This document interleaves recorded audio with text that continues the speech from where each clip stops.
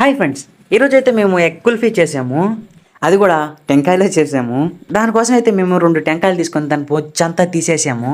దానికి ఉన్న మూడో కొన్నికి బొక్క పెట్టేసి టెంకాయలో ఉన్న నీళ్ళన్నీ లాగేసాము.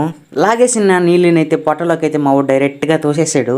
దాని తర్వాత ఒక 4 కోడిగుడ్లు తీసుకొని దానికి ఉప్పు, కారము, మిరప్పొడి, కొంచెం ధనియాల పొడి వేసుకొని అదంతా కలిసేదాకా బాగా తిప్పేసి కలిసిపోయిన గుజ్జునైతే ఆ టెంకాయల్లోకి మొత్తం వదిలేసాము. ఆ గుజ్జు బయటికి రాకుండా కరపలోని గుచ్చేసి వాటినైతే నిప్పుల్లో బాగా కాల్చేసాము.